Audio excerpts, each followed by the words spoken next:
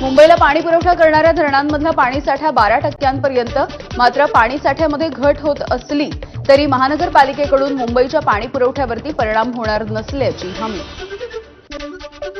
उद्या ठाण्यामधल्या घोडबंदर रोड, समतानगर, वर्तकनगरमध्ये पाणी नसणार आहे। सकाळी 9 ते रात्री 9 पर्यंत हा पाणी पुरवठा बंद असेल।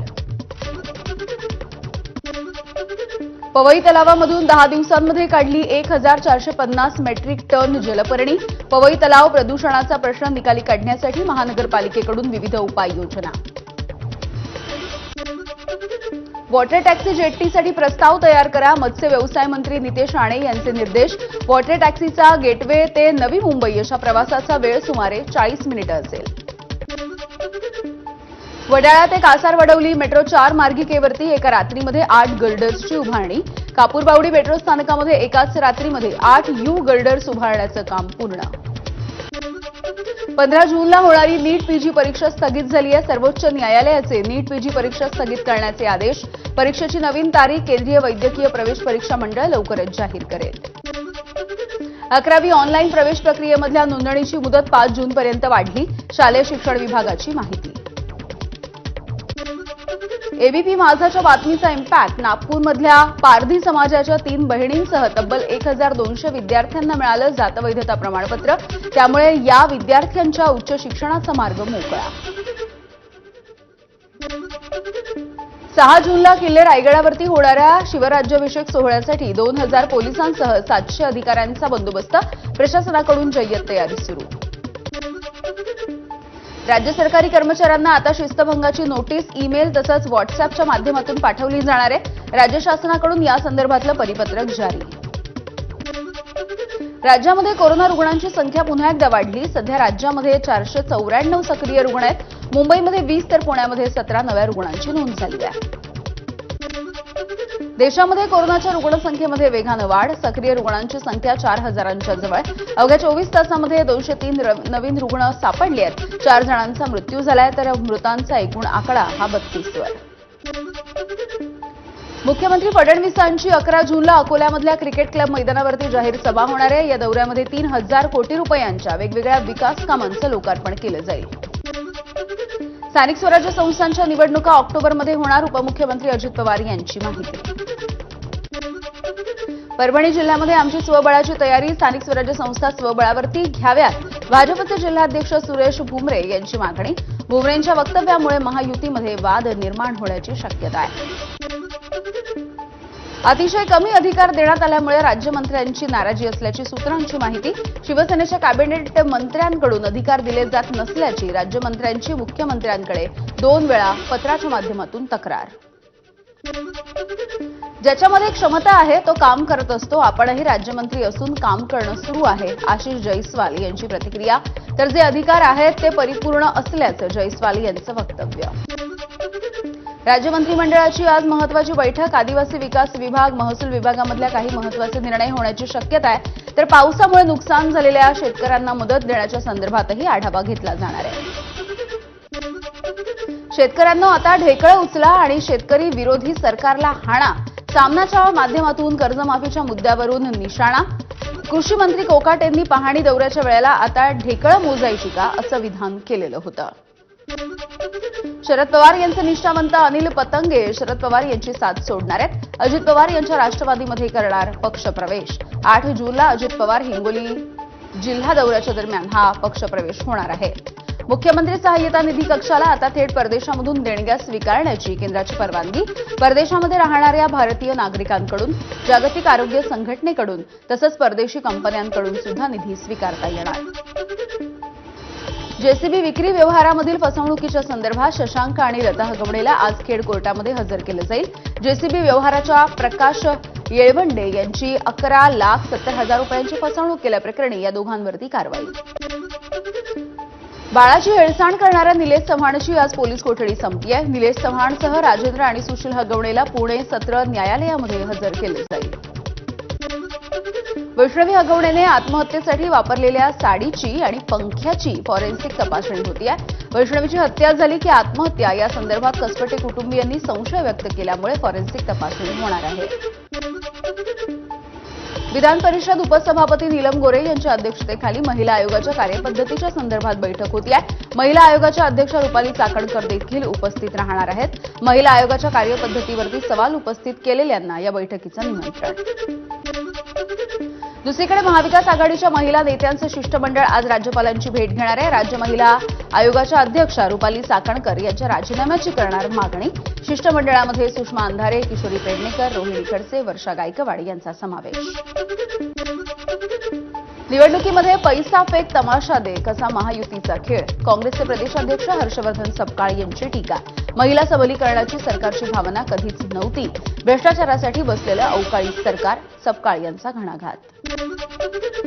सरपंच संतोष देशमुख हत्या प्रकरणी आज बीड जिल्हा विशेष सत्र न्यायालयामध्ये सुनावणी होती आहे. पूर्वी झालेल्या सुनावणीमध्ये आरोपीच्या वकिलांकडून डिजिटल पुराव्यांची मागणी करण्यात आली होती. एलओसी क्रॉस करून पाकव्याप्त काश्मीरमध्ये गेलेल्या सुनीताची एनआयएचे अधिकारीही करणार चौकशी. नागपूर पोलिसांना चौकशीच्या दरम्यान सुनीतानं फारसं सहकार्य केलं नसल्याची माहिती आहे. पाकिस्तानी हेर रवींद्र वर्माला 3 दिवसांची पोलीस कोठडी. रवींद्र वर्माला ठाणे जिल्हा सत्र न्यायालयाकडून 5 जूनपर्यंत कोठडी. भारताची संवेदनशील माहिती पाकिस्तानला पुरवल्याचा आरोप आहे. बीड जिल्ह्यामधल्या पोलीस दलातील बडतर्फ पोलीस अधिकारी रणजित कासलेच्या विरोधात आणखी एक गुन्हा दाखल. मुख्यमंत्र्यांच्या संदर्भात सोशल मीडियावरती आक्षेपार्ह विधान केल्याप्रकरणी भाजपा आयटी सेलनं तक्रारीच्या नंतर गुन्हा दाखल केलाय. बडतर्फ पोलीस अधिकारी रणजित कासलेला 14 दिवसांची न्यायालयीन कोठडी. रणजित कासलेकडून कोर्टाच्या बाहेर इन्कलाब जिंदाबादच्या घोषणा. धुळ्याच्या शासकीय विश्रांतीगृहामध्ये कोट्यवधी रुपयांचं घबाड सापडल्याचं प्रकरण समोर आलं होतं. 11 दिवसांपासून फरार असलेल्या संशयित राजकुमार मोगलेला चौकशीसाठी ताब्यात घेण्यात आलंय. रोकडसह मिळालं होतं मोगलेचं ओळखपत्र. अंजली दमानिया यांना लाचलुचपत प्रतिबंधक विभागाची नोटीस. माजी मंत्री धनंजय मुंडेंच्या विरोधात केलेल्या तक्रारीच्या प्रकरणी चौकशी करण्यासाठी समन्स. चौकशीला हजर न राहिल्यास सदरचा अर्ज दप्तरी दाखल केला जाईल. विभागाचा इशारा. मुंबईमधल्या नरिमन भवनमधल्या ट्रान्सफॉर्मरला भीषण आग लागलेली आहे. या परिसरामध्ये धुराचे मोठे लोट आलेले दिसत आहेत. दिवंगत नेते गोपीनाथ मुंडे यांची आज पुण्यतिथी. मंत्री पंकजा मुंडे यांच्या उपस्थितीमध्ये आज विविध कार्यक्रमांचं आयोजन. स्वर्गीय गोपीनाथ मुंडेंच्या पुण्यस्मरणाच्या निमित्ताने परळीमधल्या गोपीनाथ गडावरती वेगवेगळ्या कार्यक्रमांचं आयोजन. गोपीनाथ गडावरती आज धनंजय मुंडे सुद्धा उपस्थित राहणार आहेत. महाड आणि रायगडमधल्या पदाधिकाऱ्यांनी घेतली मातोश्रीवरती उद्धव ठाकरे यांची भेट. अनंत गीते यांच्या 75व्या वाढदिवसाच्या निमित्ताने या भेटीचं आयोजन. रायगड आपला बालेकिल्ला, तयारीला लागा. उद्धव ठाकरेंच्या शिवसैनिकांना कानमंत्र. आज पुण्यामध्ये होणाऱ्या कृषी विभागाच्या कार्यक्रम पत्रिकेमध्ये शरद पवार यांचं नावच नाही. त्यामुळे अनेकांच्या भुवया उंचावल्या. शरद पवार पुण्यामध्ये नसल्याचं त्यांच्या कार्यालयाकडून स्पष्टीकरण. ओव्हरटेक करत असताना जीवावर बेतलं. ट्रकची धडक बसताच दुचाकीस्वाराचा जागीच दुर्दैवी मृत्यू झालेला आहे. खेर्डी परिसरामध्ये रात्रीच्या वेळी हा भीषण अपघात झालाय. नियंत्रण सुटलेली दुचाकी थेट ट्रकवरती आदळली. या अपघाताचं सीसीटीव्ही सुद्धा समोर आलंय. अकोल्यामध्ये 60 वर्षीय माजी उपअभियंत्याची निर्घृणपणे हत्या. आरोपी महेंद्र विश्वासराव पवारने केले धारधार शस्त्राने वार. संपूर्ण घटना सीसीटीव्हीमध्ये कैद. पोलिसांकडून तपास सुरू आहे. रायगडमधल्या अवैध धंद्यांवरती आता लगाम लागणार आहे. लेडी सिंगम अशी ओळख असलेल्या पोलीस अधीक्षक अंचल दलाल यांनी कडक कारवाई करायचा इशारा दिला आहे. ज्येष्ठ अभिनेते पद्मश्री अशोक सराफ यांचा शिवसेनेतर्फे सत्कार. अंधेरीमधल्या त्यांच्या निवासस्थानी हा सत्कार सोहळा झाला. मराठी चित्रपटसृष्टीमध्ये दिलेल्या अमूल्य योगदानाच्या संदर्भात शिवसेनेच्या वतीनं हा सन्मान करण्यात आला आहे. ठाणेकरांसाठी महत्त्वाची बातमी. गेल्या 6 महिन्यांपासून बंद असलेली टोईंग व्हॅन सेवा आजपासून पुन्हा एकदा सुरू. प्रत्येक टोईंग व्हॅनवरती सीसीटीव्ही आणि आधुनिक तंत्रज्ञानाची जोड.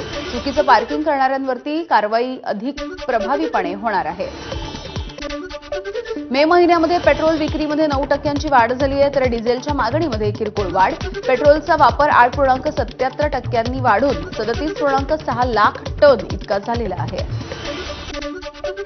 भाजप खासदार रविशंकर प्रसाद यांच्या नेतृत्वाखालील सर्वपक्षीय शिष्टमंडळ लंडनमध्ये यूकेच्या थिंक टँकसोबत त्यांनी चर्चा केली आहे.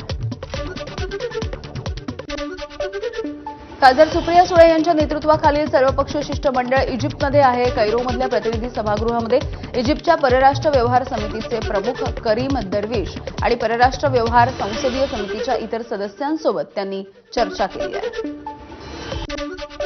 पाकिस्तानचा पर्दाफाश करणारं शिष्टमंडळ देशामध्ये परतेल. संसदीय शिष्टमंडळ आजपासून भारतामध्ये परतायला सुरुवात होतीये. शिष्टमंडळ परराष्ट्र मंत्री एस जयशंकर यांना भेटणार आहे. पंतप्रधान मोदी 9 आणि 10 जूनला सर्वपक्षीय शिष्टमंडळाला भेटतील. परदेशामध्ये गेलेल्या शिष्टमंडळाची पंतप्रधान मोदी भेट घेण्याची शक्यता आहे. ऑपरेशन सिंदूरच्या नंतर उद्या केंद्रीय मंत्रिमंडळाची पहिली बैठक होतीये. पंतप्रधान मोदी मंत्रिमंडळाच्या पहिल्या बैठकीचं अध्यक्षस्थान भूषवतील. इंडिया आघाडीची आज बैठक आहे. दुपारी 12:30 वाजता पत्रकार परिषदेचं आयोजन. विरोधकांची ऑपरेशन सिंदूरच्या संदर्भात विशेष अधिवेशनाची मागणी. 200 खासदारांच्या सहीचं पत्र पंतप्रधानांकडे केलं सादर. केंद्र सरकार 6 जून रोजी वक्फ पोर्टल अधिकृतपणे लॉन्च करणार आहे. पुढील 6 महिन्यांमध्ये देशामधल्या सर्व वक्फ मालमत्तांची नोंदणी या पोर्टलवरून होणार आहे. वक्फ मालमत्तेच्या व्यवस्थापनासाठी डिजिटल पायरीवरती हे मोठं पाऊल. आज राम दरबाराचा प्राणप्रतिष्ठा सोहळा होतोय. राम जन्मभूमी मंदिर हे विद्युत रोषणाईनं आता उजळून निघालंय.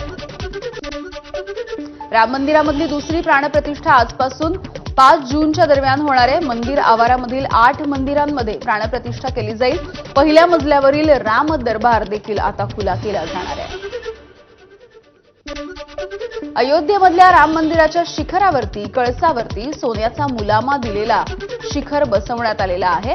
मंदिरामध्ये आज होणाऱ्या राम दरबाराच्या प्राणप्रतिष्ठेच्या सोहळ्यापूर्वी हा शिखर बसवण्यात आलाय. वाराणसीमध्ये मियाझाकी आंब्याची चर्चा. मियाझाकी आंब्याची किंमत 1.5 लाख ते 2.5 लाख रुपये प्रति किलो. चित्तोडगड शहरामध्ये हॉटेलमध्ये तरुणाची गोळ्या झाडून हत्या. हल्लेखोरांनी तरुणावरती 50 ते 60 गोळ्या झाडल्याची माहिती. आरोपींना अटक करण्याची मृत तरुणाच्या कुटुंबियांची मागणी. अमेरिकेमधल्या कोलोराडो राज्यामधल्या बोल्डर इथल्या एका मॉलमध्ये दहशतवादी हल्ला. 6 जण जखमी. हल्लेखोराने फ्री पॅलेस्टाईन असा नारा देऊन हल्ला केल्याची माहिती आहे. ऑपरेशन सिंदूरच्या दरम्यान S-400 ही क्षमता सिद्ध केल्याच्या नंतर रशिया भारताच्या सोबत हवाई संरक्षणाची चर्चा पुढे न्यायला तयार झालाय. भारतामधल्या रशियाचे उपराजदूत रोमन बाबुश्किन यांनी ही माहिती दिलेली आहे. जिनेव्हा इथे नुकत्याच झालेल्या व्यापार शुल्क कराराचं अमेरिकेकडून उल्लंघन. चीनचा गंभीर आरोप. अमेरिकेने AI चिप निर्यात नियंत्रण मार्गदर्शक तत्व लादून चीनला चिप डिझाईन सॉफ्टवेअरची विक्री थांबवून कराराचं उल्लंघन केल्याचाही आरोप आहे. जम्मूमधल्या कटरा ते काश्मीर खोऱ्यामधल्या बारामुल्लापर्यंत वंदे भारत ट्रेन धावेल. 6 जूनपासून ही सेवा सुरू होण्याची शक्यता आहे. तर पंतप्रधान मोदी या ट्रेनला व्हर्च्युअली हिरवा झेंडा दाखवतील. चीनमध्ये मुसळधार पाऊस. मोठ्या प्रमाणावरती घरांचं नुकसान झालेलं आहे. 1800 नागरिकांचं आतापर्यंत स्थलांतर केलं गेलंय. मणिपूरमधल्या इम्फाळमध्ये सुद्धा पूर परिस्थिती निर्माण झाली आहे. अनेक नागरिकांचं सुरक्षित ठिकाणी स्थलांतर केलं जात आहे. सिंधू जलकरार रद्द झाल्याच्या नंतर पाकिस्तानला अडचणी. हुसैनीवाला नदीचे सर्व दरवाजे बंद. कालवा विभागाचे उपविभागीय अधिकारी अभियंता राजेंद्र पाल गोयल यांची माहिती. आसामच्या दिब्रुगडमध्ये बुरहिंदिहिंग नदीच्या पाण्याच्या पातळीमध्ये वाढ झाली आहे. दिब्रुगडमधली अनेक गावं ही सध्या पाण्याखाली गेली आहेत आणि इथली शेती सुद्धा उद्ध्वस्त झाली आहे. सिक्कीमच्या लाचेन जिल्ह्यामधल्या चाटेन इथे भूस्खलन झालंय. 4 जण किरकोळपणे जखमी झाले तर 3 शूर जवानांचा सुद्धा मृत्यू झालाय.